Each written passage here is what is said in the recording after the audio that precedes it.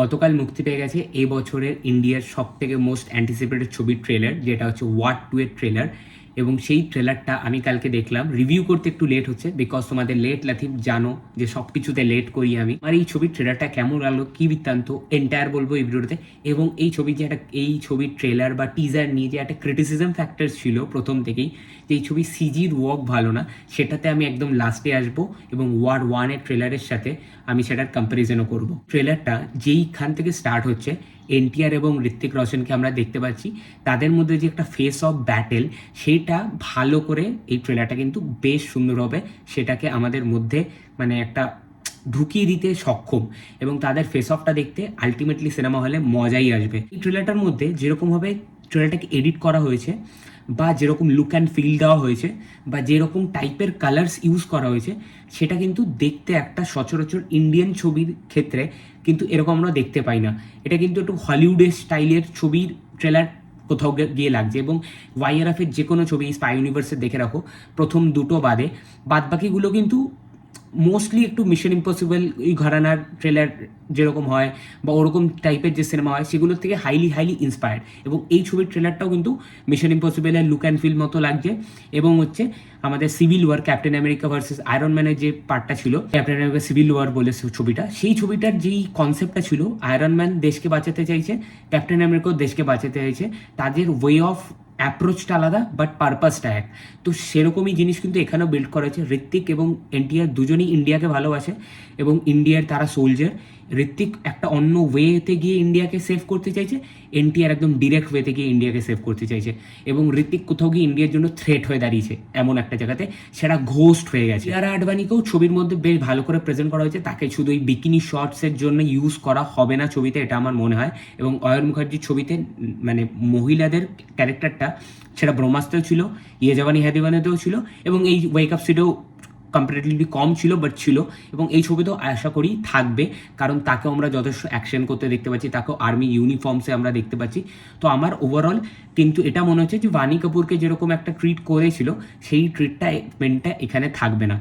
আরেকটা জিনিস আমার একটা খুব হাস্যকর ব্যাপার লাগলো, ঋত্বিক রোশনের মানে নায়িকা তো চেঞ্জ হয়েছে, সেটা ভালো কথা, বাণী কাপুর মারা গেছে। তো ঋত্বিক কিন্তু বাণী কাপুর মরে যাওয়ার পর ওর মেয়ের দায়িত্বটা নিয়ে নিয়েছিল এবং ওকে নিজের মেয়ের মতো করে ইচ্ছে করতো। এবার এখানে কিয়ারার প্লটটা কিভাবে ঢুকবে সেটা আমি মানে জানি না, এবং সেটা যদি জোড়াতাপ্তি মার্কা ঢোকে, সেটা কিন্তু খুব বাজে লাগবে দেখতে।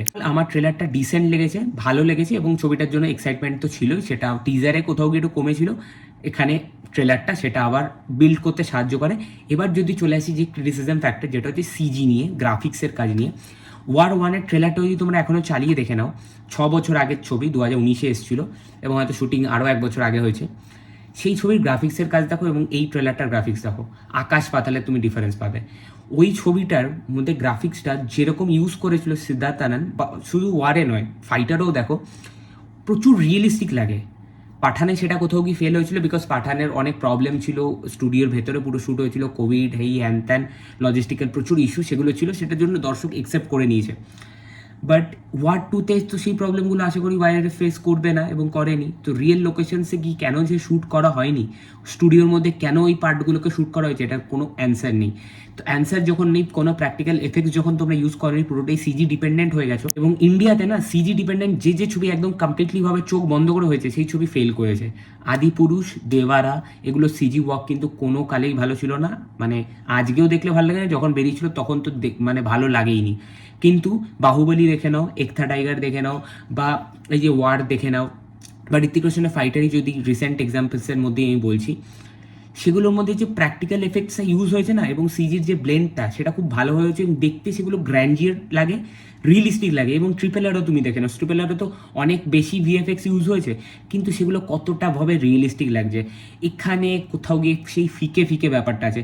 এবং ওয়ার 1-এ যে পজিটিভ জিনিসটা ছিল, ঋত্বিক এবং টাইগারকে না খুব মানে জেল করেছিল ক্যারেক্টারগুলো, তো সেটা তো আলাদা ব্যাপার। তার সাথে যে একটা আইসল্যান্ডের সিন ছিল, ওই আইসল্যান্ডে যে গাড়ি ঘোরাচ্ছে ঋত্বিক এবং একটা জাহাজকে ধ্বংস করবে, ওই সিনটা কিন্তু পাঠানো কিছুটা ওরকম রিক্রিয়েট করেছিল, এবং এই ছবির মধ্যে ওই আইসল্যান্ডের একটা সিন রয়েছে। পাঠানার এই ছবিটার দেখে নাও মিল পাবে, মানে সিজির কাজটা ভালো নয় সেটা বুঝতে পারবে, কিন্তু ওয়ারে যেহেতু অ্যাকচুয়ালি ওই জায়গায় গিয়ে শ্যুট করেছিল তার সাথে কিছু এক্সটেন্ডেড ভিএফএক্স কম্পিউটার গ্রাফিক্স এগুলো এক্সটেন্ডেড ছিল, মানে ডিপেন্ডেন্সটা পুরোটা ওটার ছিল না, সেই কারণে ওই সিনটা, ওই পার্টিকুলার ওই সিনটা কতটা সুন্দর লাগে ফার্স্ট পার্টটাতে দেখতে, এবং এই পার্টটাতে এরকম বেকার লাগছে। আর ঋত্বিকের কিছু স্ট্রেটস যেগুলো ফার্স্ট পার্টেও ছিল সেগুলোকে এখানেও অ্যাজ ইট ইজ রাখা হয়েছে, সেগুলো কিন্তু ভালো। যেরকমভাবে ঋত্বিক কথা বলে, ঋত্বিকের যেরকম অ্যাপ্রোচ দেশকে বাঁচানোর জন্য দেশপ্রেমের হিসেবে, সেগুলো কিন্তু খুব সার্টেন লেভেলে ছিল ফার্স্ট পার্টেও, এবং এখানেও আশা করব রাখবে, ট্রেলার অবধি তো সেটা লাগছে। সো ওভারঅল আমি এনটিআর এবং ঋত্বিকের ফেস অফ দেখবার জন্য ওয়েট করে থাকবো 14th অগস্ট। আমার ট্রেলারটা ভালো লেগেছে, বাট কিছু যেই প্রবলেমসগুলো আছে সেগুলোকে ওয়াইআরএফের নিড টু ফিক্স, এবং 2-3 সপ্তাহ হয়তো আছে ছবির রিলিজে, প্লিজ ফিক্স করে নাও, তাহলে ছবিটা আরও দেখতে বেটার লাগবে। সো আজকের ভিডিওটা ব্যাস এতটাই, তোমাদের কি মত ডেফিনেটলি কমেন্টে জানাও, এবং তোমাদের কেমন লাগলো সেটাও জানিও, এবং ভিডিওটা ভালো লাগলে লাইক শেয়ার সাবস্ক্রাইব রেড বাটনটা প্রেস করে ক্লিক করতে বলবে না, একজন নেক্সট ভিডিওর জন্য ওয়েট করো। টাটা।